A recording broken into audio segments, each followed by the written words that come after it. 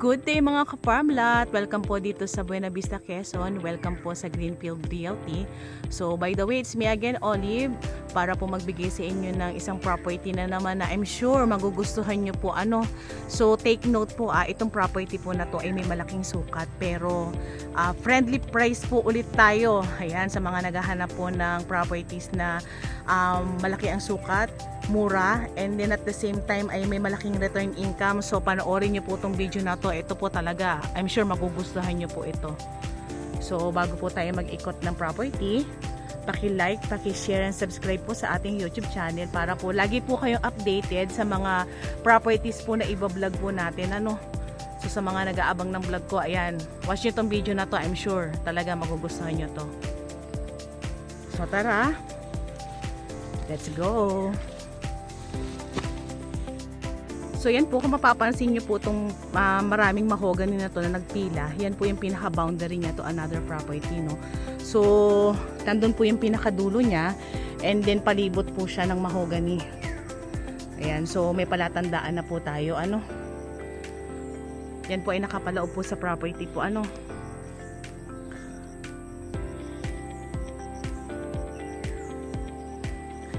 So dito na ako nagsimulang mag-vlog dito sa may pinakaunahan po ng property, pero mamaya papakita ko po sa inyo yung pinaka-harap niya, and then i-explain ko po yung about dun sa pinaka-road, So dito muna tayo.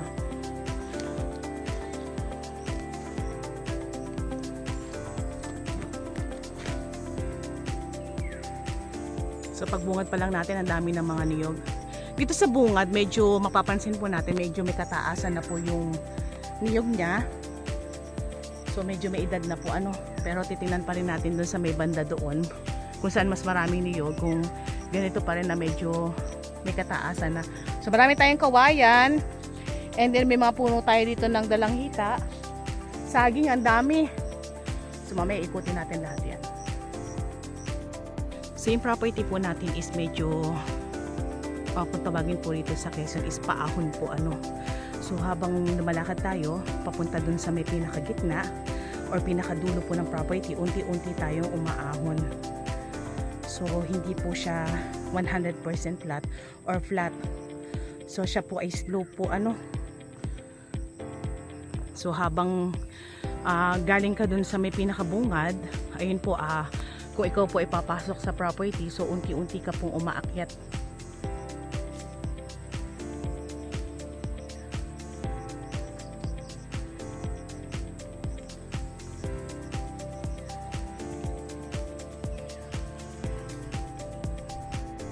So yan, lakad pa rin tayo.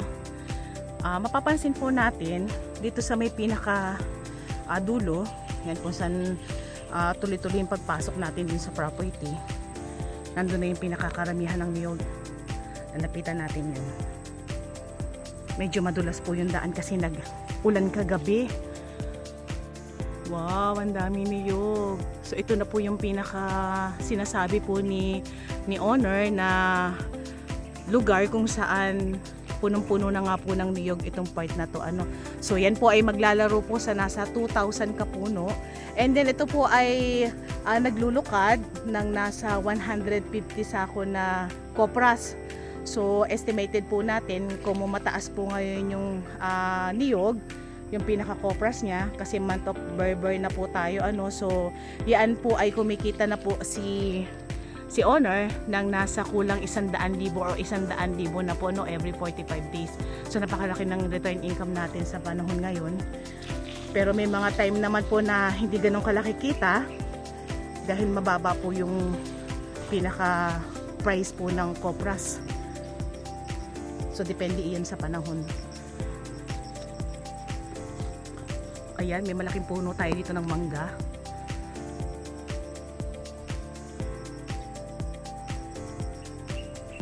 Medyo may kasukalan din, and then kagandahan nito, yan sa mga overlooking lover, ayan na naman po tayo, may overlooking tayo dito.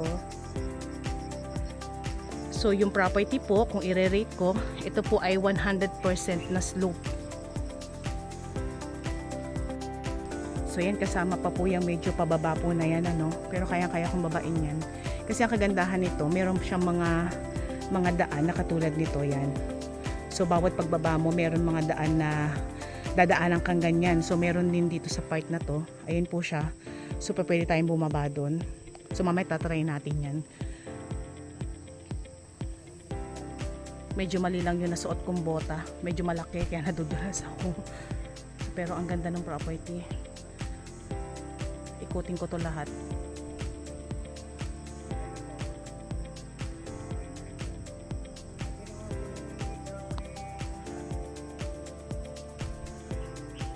Dito sa part na to, medyo may kabataan pa po yung niyog po. Pero ito, hindi pa po to clearingin na. So, medyo matagal-tagal pa rin naman natin itong pakikinabangan. So, halos mababawi pa rin po natin yung, kumbaga yung ibabayad natin dito sa property. So, lalo ngayon, medyo mataas po yung niyog. So, ang laki ng return income nito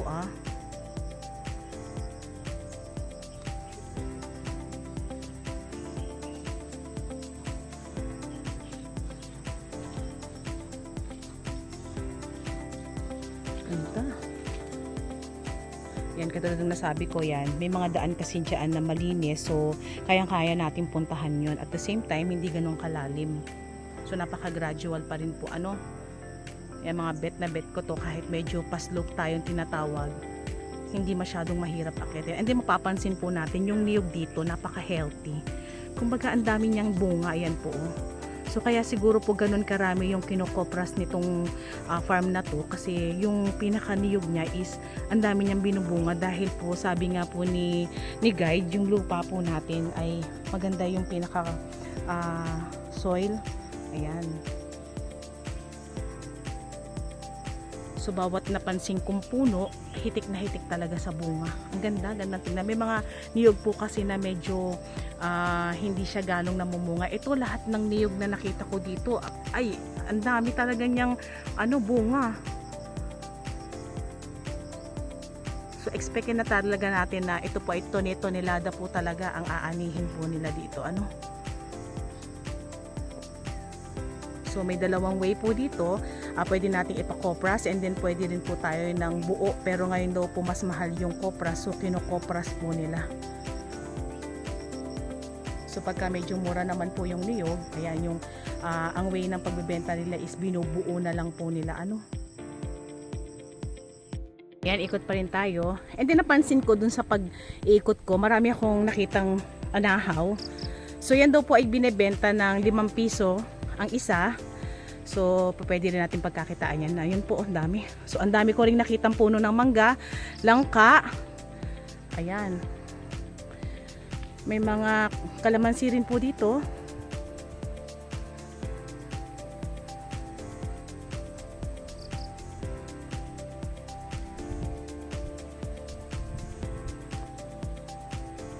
Masarap niyang dibutin.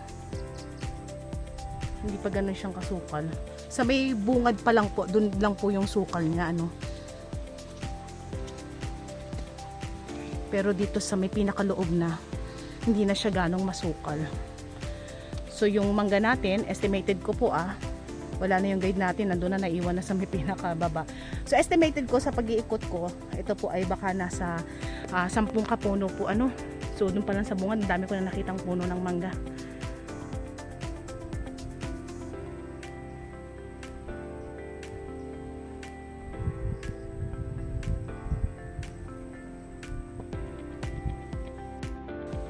Kung halimbawa po nabibisitahin niyo po itong si property, kung kayo po ay manggagaling po ng Manila, so ang travel time po natin ay nasa 7 hours po.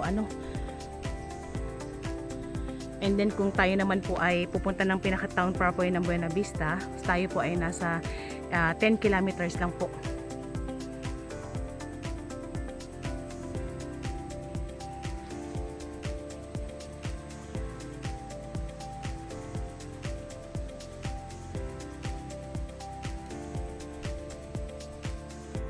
So yan, ang dami nating mahogany. And then may mga hardwood tayo dito, ang lalaki Tapos punong-puno pa rin ng niyog. Yan, dami. May mga guyabano tayo, ayan.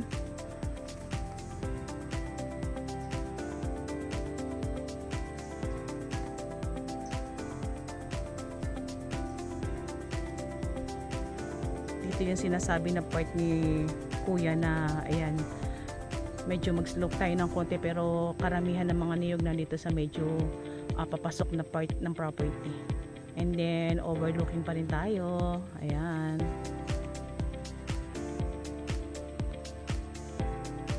So price reveal po tayo mga ka-farm lot. Ito pong farm na to ay binebenta po sa halagang 50 pesos po per square meter. So dun sa 50 pesos po natin per square meter, panalong panalo na po tayo kasi unang-una po ay kagaya ng nasabi ko, ang laki ng return income niya. So sa ganitong kadaming niyog, ayan, talagang sure tayo, makakabawi po tayo dun sa ating pinambili ng ating property po. Ano? Ganda. And then bukod doon, panalong panalo tayo sa mga ano to, sa mga view.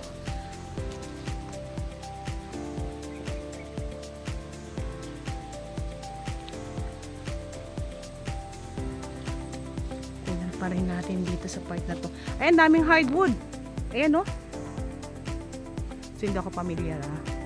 Wala kasi akong kasamang guide ngayon. Nasa una iwan na sa baba. Ang daming niyang suha. So nakakadalawang suha na ako na nakikita.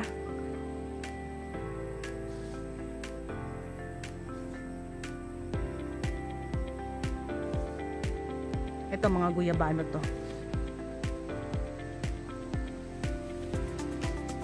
So yan, palabas na tayo ng property. Bali, explain ko lang po, itong property po na to ay hindi po ito nakadikit sa mismong pinaka-barangay road. Bali, tayo po ay may layo na nasa 30 meters para po makarating po tayo dun sa pinaka-start po ng property po. Ano. Pero kagandahan po nito, take note po ang kagandahan po nitong property na to ay meron pong dalawang lote na ibibigay po or bigay na ni seller para po dun sa bibili nitong property na to. Ang purpose po ng dalawang lote na yon ay para po hindi na po tayo magkaroon ng right of way na nasa 30 meters. Bali yung dalawang lote po na yon, yun po yung nakadikit sa may pinaka-barangay road. So mangyayari po is hindi man po tayo magkaroon ng frontage dun sa may pinaka-barangay road, meron po tayong dalawang lote na dadaanan na magiging atin kung sakaling i-avail natin itong property na to para makapasok po si ating four wheels. So yan po yung pinaka-bonus po sa atin ni seller. So napakagandang laban po, ano. So wala po tayong right of way. And then yung lote na yon, dahil nakadikit po yan sa pinaka-barangay road, ay pwedeng natin doon itayo ang ating bahay.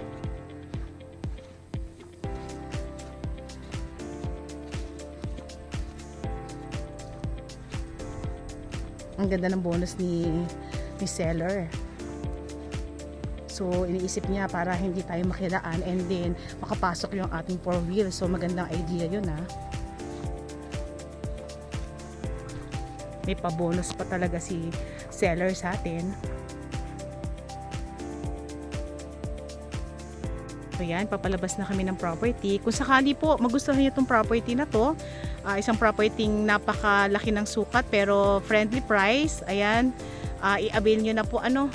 Ready na po ang Greenfield Realty para sa reservation. And then, kung sakali, pwede niyo po kami i-message sa aming WhatsApp and Viber na mag-a-appear sa inyong mga screen. So, grab nyo na po, napakagandang property. And then, katulad ng nasabi ko kanina, panalong-panalo ka po dito sa return income.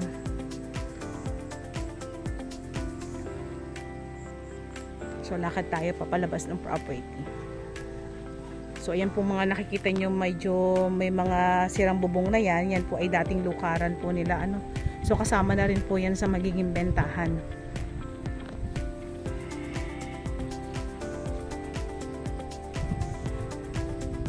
So palabas na tayo.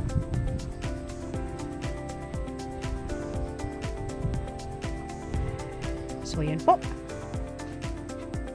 Thank you po.